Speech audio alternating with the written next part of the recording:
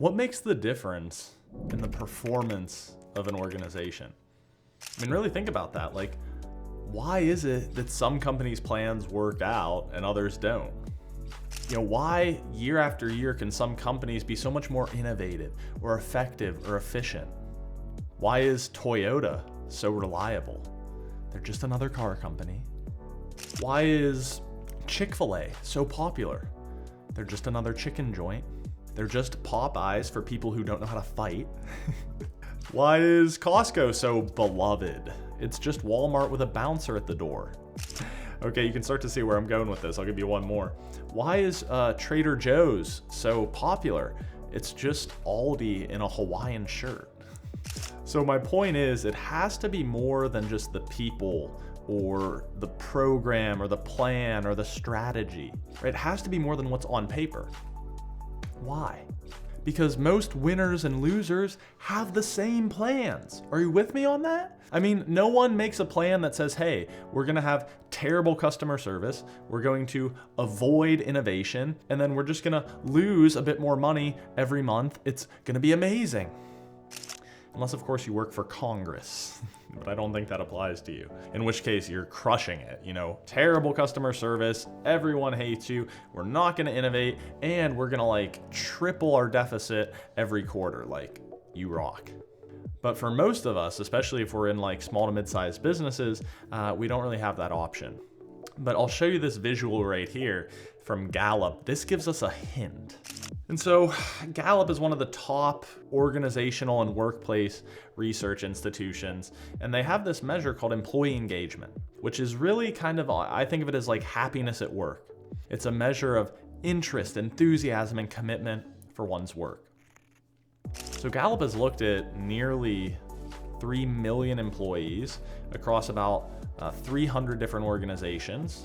And here's what you find. When you move from the bottom to the top quartile with respect to employee engagement, here's some of the things you see.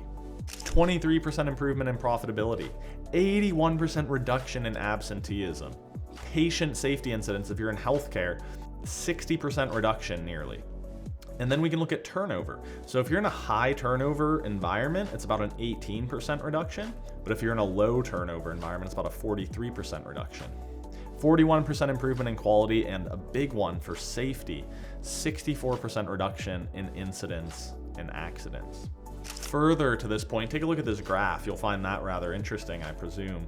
I learned about this from the Happiness and Leadership Lab at Harvard. And there's actually a fund called HAPI, you can look it up, HAPI is the ticker, that invests in happier companies, companies with higher benchmarks of employee well-being and engagement. And to date, that company has outperformed the market. So to recap this, we need to understand that if we want to get the performance right, it goes back to some of the kind of intangible, invisible things. It's not just about the program, the plan, and the strategy.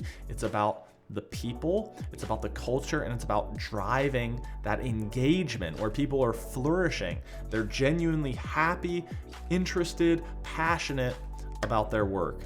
And if we can get that right, it translates to results. So very briefly, at a high level, I'm going to give you a framework to help you do just that. And I call this the 4S model. The 4 S's right here stand for skills, systems, shared commitment, and psychological safety. Now I know that psychological starts with a P, that's why I put it in parentheses, so don't give me that. But simply put, people need to first have the skills and systems needed to execute. So they have the capabilities and the knowledge needed, and then that's reinforced with processes, structures, and technology. Then we can go from what I call from logical to psychological, from the more kind of tangible and tactical to the intangible and invisible.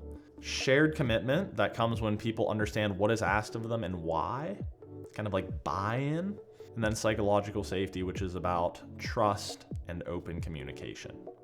If you get the 4 S's right, you're gonna create a culture of happiness and high performance when it comes to executing with operations and safety.